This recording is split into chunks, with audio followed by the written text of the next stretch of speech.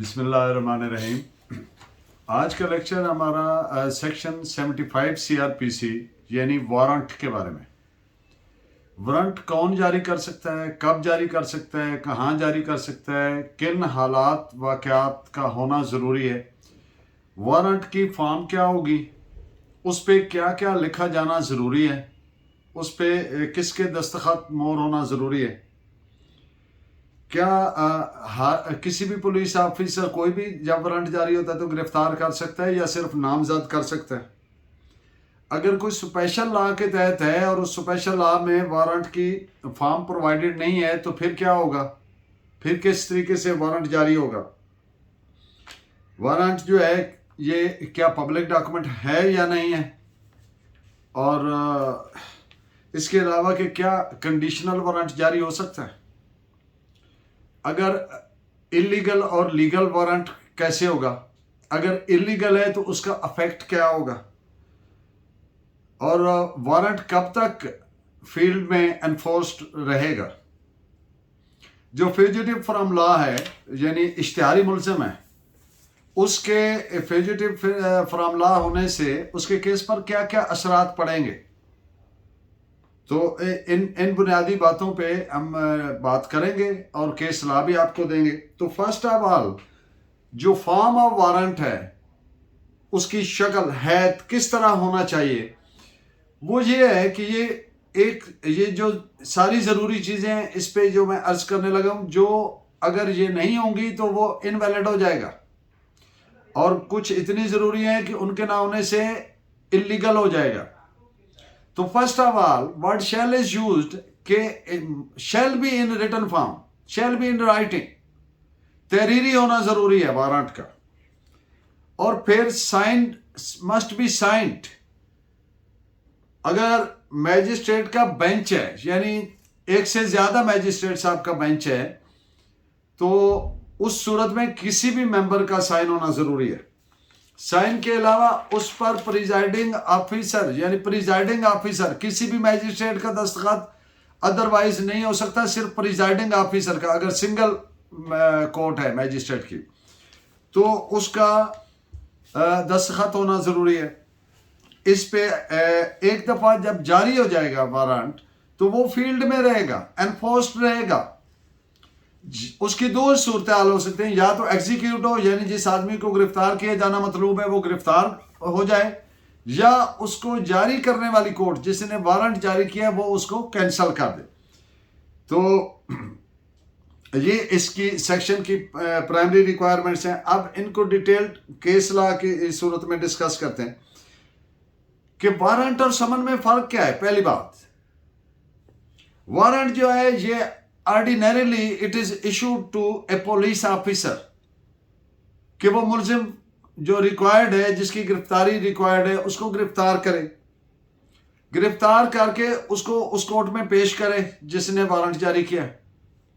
और इसके अलावा सर्च के लिए किसी जगह को सर्च करना है तो भी वारंट जारी करना जरूरी है।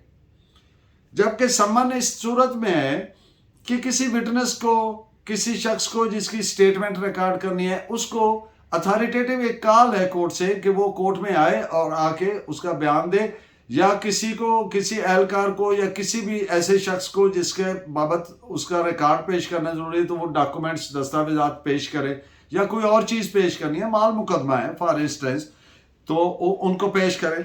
तो इस पे आप केस लॉ नोट फरमाइए इन बातों पे। 1998 Pakistan criminal law journal page 520।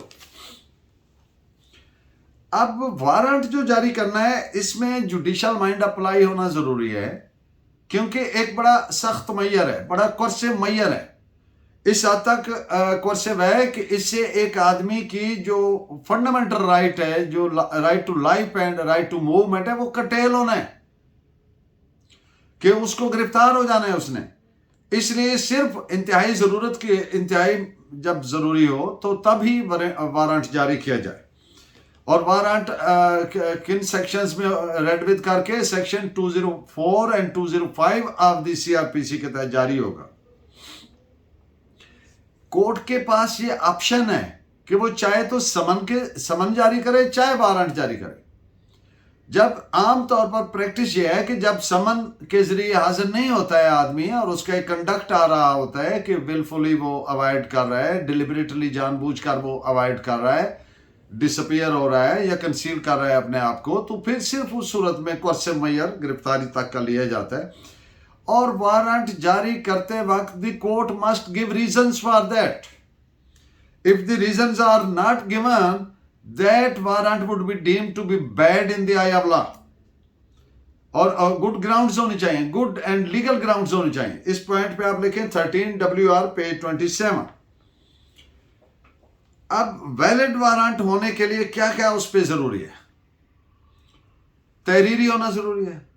जो शनाख्त है, identification of the person who is to be arrested, जिस आदमी को गिरफ्तार किया जाना है उसकी क्या क्या वारंट पे लिखना जरूरी है। उसका नाम, वल्दियत, कौमियत, पता, हुलिया, इसको एसरटेन करना है, इसको शनाख्त को यकीनी बनाना है। ऐसा ना हो कि किसी और आदमी को गिरफ्तार, इसको ऐसी बनानी है कि कोई शक ना रह जाए, शनाख्त का कंप्लीट उसका उसमें देना है। और जब वो गिरफ्तार हो जाएगा तो फिर उसके साइन लिए जाएंगे और जो गिरफ्तार करने वाला है उसको सब्सटेंस ऑफ द वारंट बताएगा कि ये इल्जाम है, इस कोर्ट में पेश होना है, इतने बजे पेश होना है, ये है, ये कंप्लीट उसको ब्रीफ करेगा मुख्तसरन।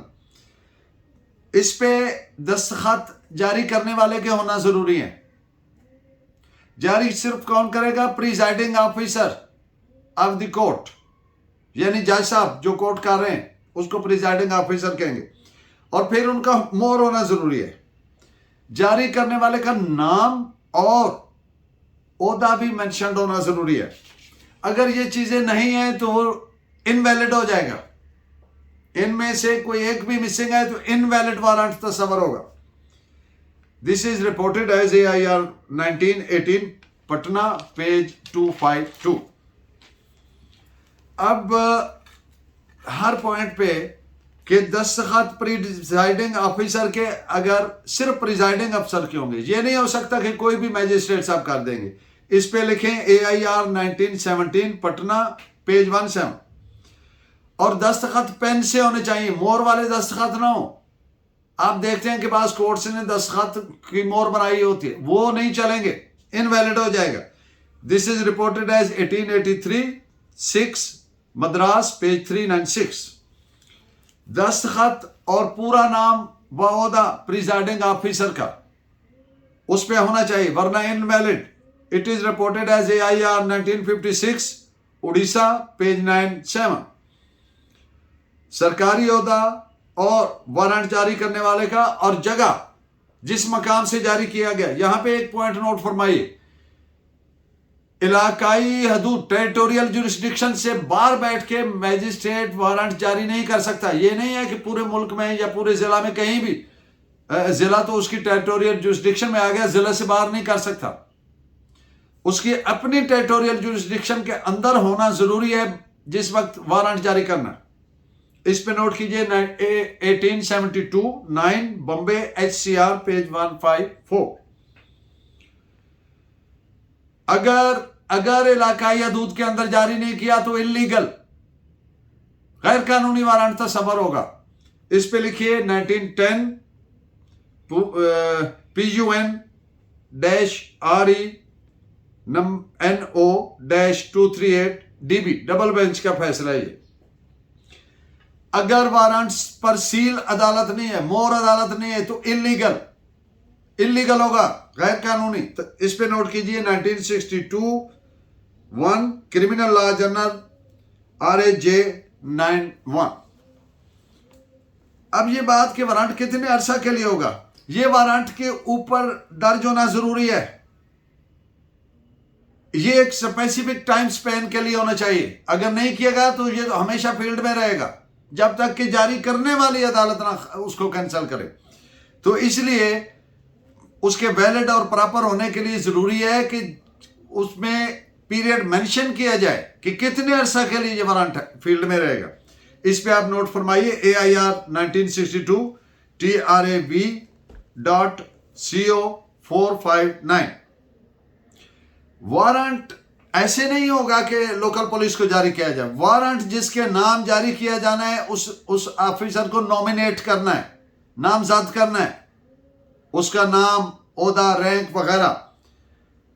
और ये नामजद होना जरूरी है। ये ब्लैंक ना जारी कर दे।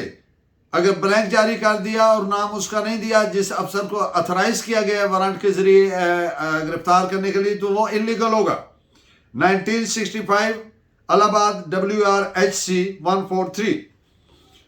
ये जो मैंने बात की कि उसकी शनाख्त को एसरटेन करना है, ऐसे बनाना है कि उसमें कोई गलती की गुंजाइश न रहे। मुकम्मल नाम, पता, बल्दियत, एड्रेस, कौमियत, रिहाइश और इसके अलावा उसका हुलिया तक बताना है, उम्र बतानी है कितनी है। ये अगर नहीं है तो इलीगल है। AIR 1940 बॉम्बे 397।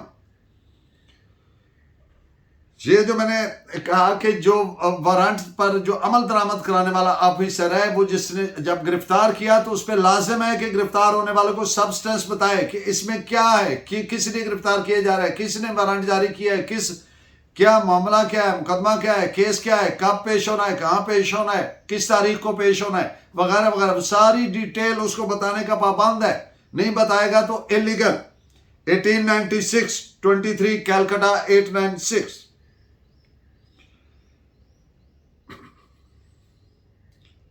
इसका जो फॉर्म है किस फॉर्मेट में होगा, that is provided in schedule 5 form number 2 CRPC। Schedule 5 form number 2 CRPC।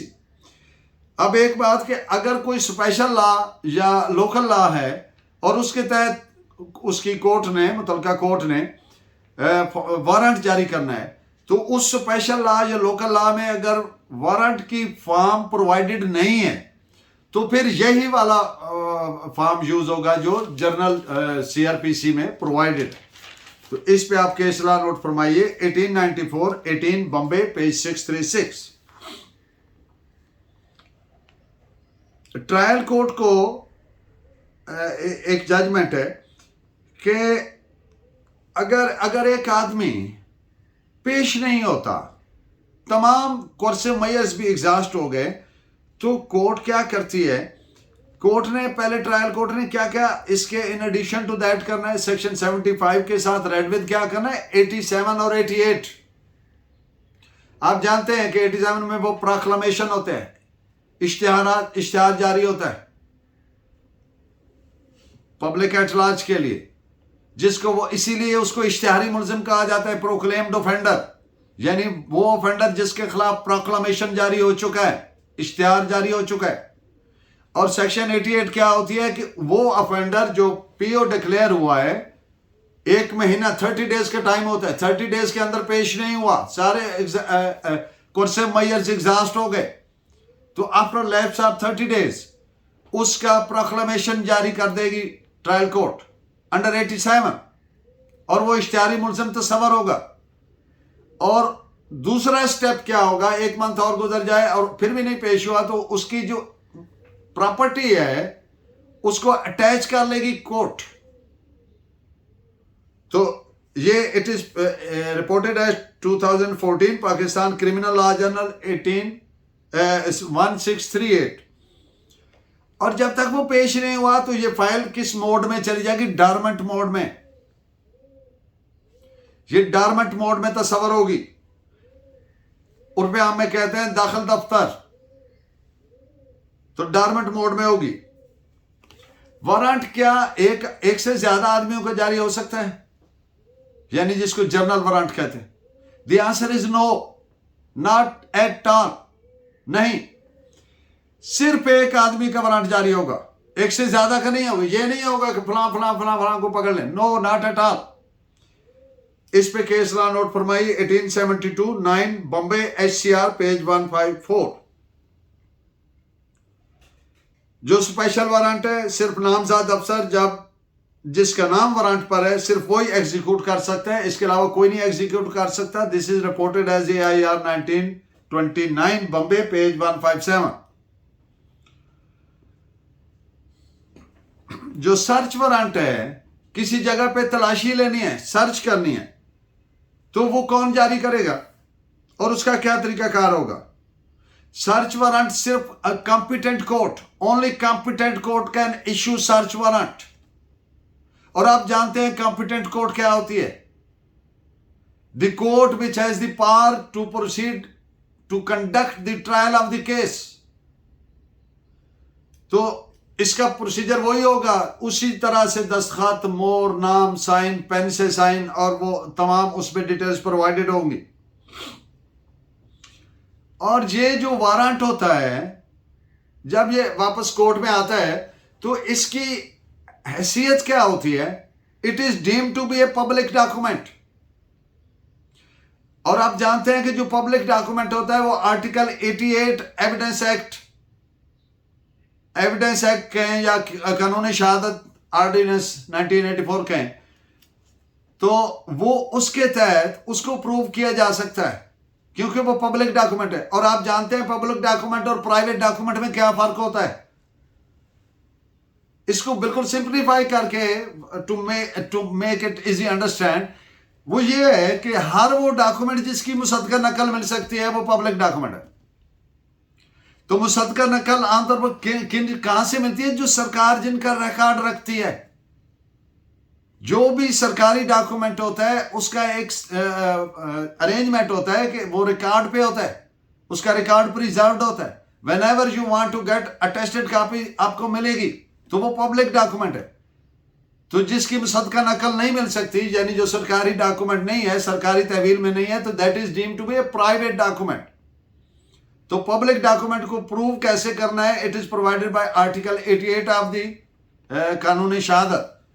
इस पे आप केस लॉ भी नोट फरमा लें। 2010 Pakistan criminal law general 231 and AIR 1968 Gujarat page 100। Blank warrant invalid होगा, किसी अफसर को नामजद ना किया तो इनवैलिड होगा। कंडीशनल वारंट इनवैलिड होगा, कोई वारंट किसी कंडीशन के साथ नहीं जारी किया जा सकता। इस पे पॉइंट नोट करें, केस 1984-18 बॉम्बे पेज 636। जो एक इलीगल इनवैलिड वारंट है उसका अफेक्ट क्या होगा? उसका अफेक्ट होगा that will be deemed to be null and void having no legal effect whatever. Void तस्वर होगा, कलअदम, मनसूख। इस पे आप नोट फरमाइए 1976 criminal law journal page 38। Warrant कब तक रहेगा फील्ड में इनफोर्स? जब तक या तो उस पर मैंने पहले अर्ज किया कि उस पर मखसूस अरसा लिखेगा कि इतने अरसे के लिए। अगर नहीं लिखा तो वो जब तक जारी करने वाली अदालत जिसने वारंट जारी किया वो उसको कैंसिल ना करे, वो फील्ड में उसी तरह इनफोर्स रहेगा। एक और बात कि जो जिस कोर्ट ने वारंट जारी किया है वो लेटर ऑन कोई ऐसी सूरत हाल होती है तो वो वारंट को कैंसिल करके उसी का समन जारी कर सकती है। ये नहीं है कि फिर वो समन जारी नहीं कर सकती। This is reported as 1908 bracket में आगे 8 criminal law journal page 187। And in the end of today's lecture मैंने बात की जो इश्तिहारी मुलजिम है जिसको PO कहते हैं, प्रोक्लेम्ड ऑफेंडर या फ्यूजिटिव फ्रॉम लॉ या एब्सकॉन्डर, जो भी बोले, उसके राइट्स पे क्या फ्यूजिटिव होने से, भगोड़ा होने से कोई अफेक्ट्स पड़ते हैं? The answer is yes.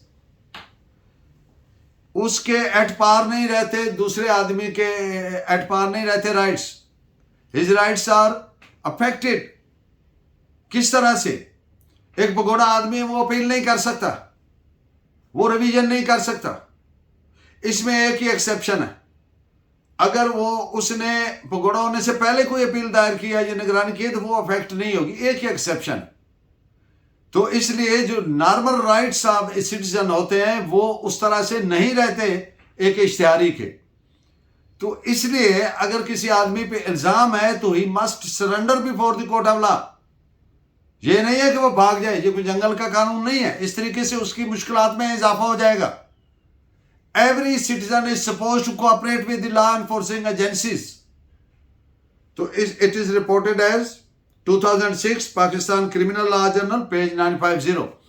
Thank you very much. I am indebted to your valuable comments. Keep guiding me and Allah Negeban. Thank you very much.